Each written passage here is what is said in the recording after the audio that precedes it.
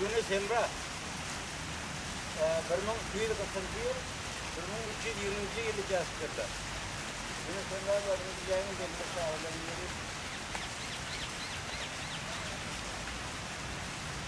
Dünya Diyarı'nın aşıvayının tekrarını yaptı.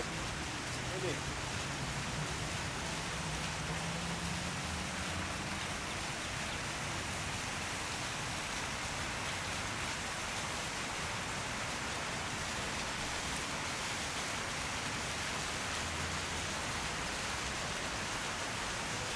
Alişir Navahi, Gayretler, Alişir Navahi, bunun göğsü bakıyoruz, bunun göğsü birinci yılla ağrıdan çıktık yanımıza.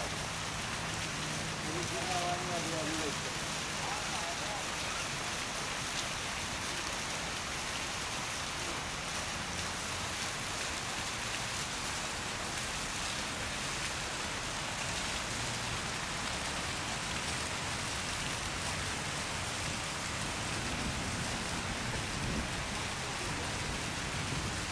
Abdurrahman Han mı?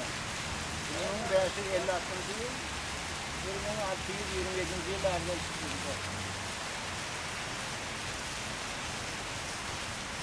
Bayram Han, 10. asır. Bunun yaşı 67. yılda. Doğru yılını kertenlikle etkiliyen 10. asır. Bayram Han, Abdurrahman Han.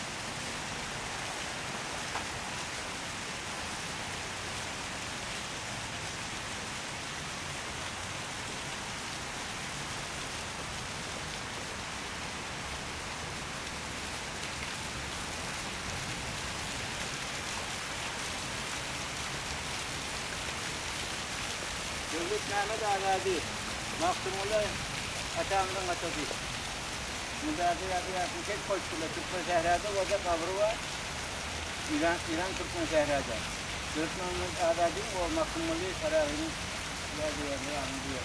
Ağadi öğretilmez. Dünyanın Mahkumullah'ın yazıştırılmadı hakkı olur.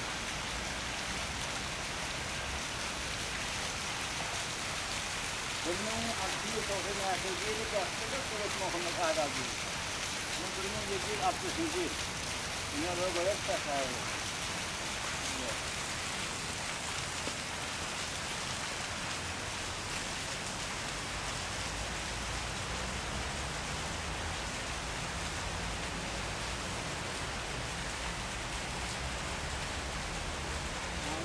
Nataji. Bunun sektörü kesindir. Abi bakacağız. Bakacağız. Net koştu. Bunu yaramıyor.